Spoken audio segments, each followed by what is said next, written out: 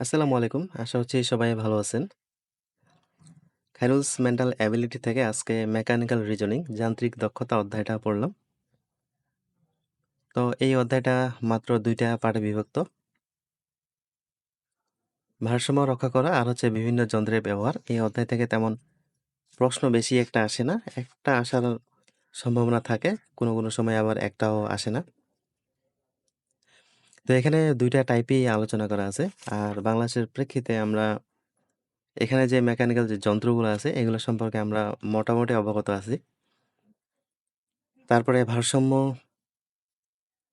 রক্ষা করা এখানে কিছু টাইপস আছে যেগুলা একবার করে দেখলেই মোটামুটি হয়ে যায়। অধ্যায়টা খুবই সহজ আর অনেক ছোট, এই জন্য এখান থেকে তেমন বেশি প্রশ্ন আসে না। তো এই অধ্যায়টা শেষ করার পর পরের অধ্যায় থেকেও কিছুটা অংশ পড়ছি,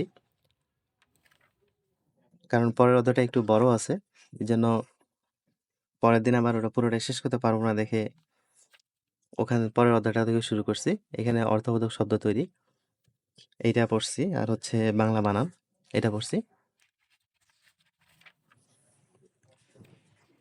এখানে বাংলা বানান, ইংলিশ বানান, তারপরে শব্দার্থ, সমার্থক শব্দ এইগুলা কিন্তু আমরা বাংলা বা ইংলিশেই কিন্তু যদি ভালো করে পড়ি তাহলে ওখান থেকেই কিন্তু হয়ে যায়। তারপরেও এখানে যেহেতু কিছু জিনিস গুরুত্বপূর্ণ দেওয়া আছে, তো জাস্ট ওইগুলা একটু ভালো করেই পড়ছি। কালকে শুরু করব হচ্ছে স্পেলিং থেকে। স্পেলিং থেকে কালকে পুরোটা শেষ করলে মানসিক দক্ষতাটাও শেষ হবে। তারপরে বিজ্ঞানটা থাকবে কিছুটা। বিজ্ঞানটা ২ দিন একটু টেনে পড়ব। টেনে পড়ে ১ তারিখের মধ্যে শেষ করার চেষ্টা করব। যখনই কোনো একটা টার্গেট নেই যে এত তারিখের মধ্যে শেষ করব, তখনই কোনো না কোনো ঝামেলার মধ্যে পড়ে যাই। ১ তারিখের মধ্যে যদি শেষ করতে পারি তাহলে ১ তারিখ থেকে রিভিশন দিতে পারবো ইনশাআল্লাহ। আজকে বিজ্ঞান থেকে পড়লাম হচ্ছে অণুজীব বিজ্ঞান, মাইক্রোবায়োলজি। এই টপিকটা খুবই গুরুত্বপূর্ণ। কারণ এখান থেকে এখন পর্যন্ত ৪৬তম বিসিএস পর্যন্ত প্রায় ১০টা প্রশ্ন আসছে। প্রতি বিসিএসেই এখান থেকে ১টা ২টা করে প্রশ্ন আসেই।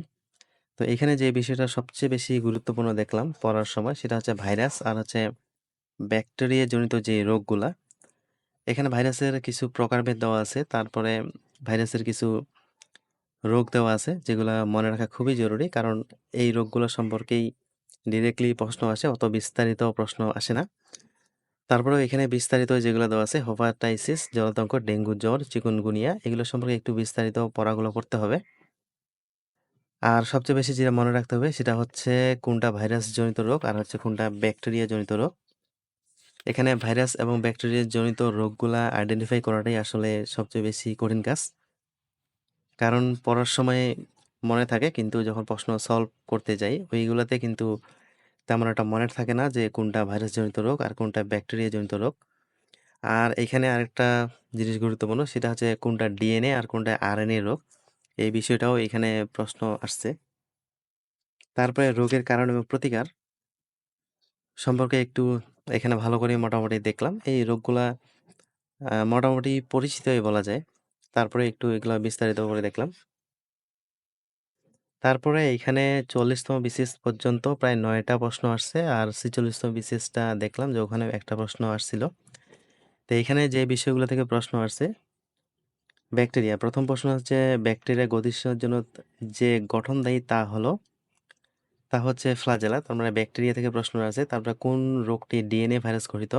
ডিএনএ থেকে প্রশ্ন আসছে। তারপরে হচ্ছে কোভিড-১৯ কোন ধরনের ভাইরাস? এটা হচ্ছে আরএনএ ভাইরাস। তারপরে আসছে জাতিসংঘের কোন সংস্থাটি করোনা ভাইরাসকে প্যান্ডেমিক ঘোষণা করে? এটা একটু আলাদা টপিক। করোনা সম্পর্কে যদি একটু বিস্তারিত পড়া যায় তাহলে এইগুলা বিষয় সবগুলাই উঠে আসবে। তারপরে ব্যাকটেরিয়ার নিচের কোন কোষটি অনুপস্থিত? ব্যাকটেরিয়া সম্পর্কে ডেঙ্গু জ্বর। তারপরে প্রশ্নটা হচ্ছে ডেঙ্গু জ্বর সম্পর্কে।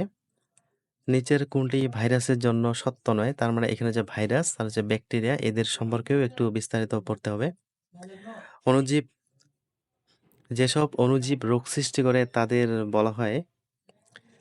বলা হচ্ছে প্যাথজেনিক। ভাইরাস জনিত রোগ নয় কোনটি? তারপরে ডায়াবেটিস রোগ সম্পর্কে একটা প্রশ্ন আসছে। তো মূলত এই টাইপের বিষয়গুলো থেকেই প্রশ্নগুলো আসছে। এইজন্য এই টাইপগুলোকে ভালো করে পড়ে পুরা চ্যাপ্টারটাকে ওভারঅল ভালো করে পড়তে হবে। কারণ এখান থেকে যেহেতু অনেকগুলা প্রশ্ন আসছে এখন পর্যন্ত, আর প্রত্যেকটা বিসিএসই এখান থেকে প্রশ্ন আসার সম্ভাবনা থাকে। তো আজকে বিজ্ঞান এ পর্যন্তই। কারণ এখানে চ্যাপ্টারটা অনেক বড় আর এখানে এক্সারসাইজও অনেকগুলো আছে, প্রায় ১৯১ টা। এজন্য বিজ্ঞান থেকে বড়, বড় যেই চ্যাপ্টারগুলো এগুলো পড়তেছি, আর ছোট, ছোট চ্যাপ্টারগুলো তখন খুব দ্রুত পড়তে পারবো। আজকে এ পর্যন্তই। সবাই ভালো থাকবেন, সুস্থ থাকবেন। আসসালামু আলাইকুম।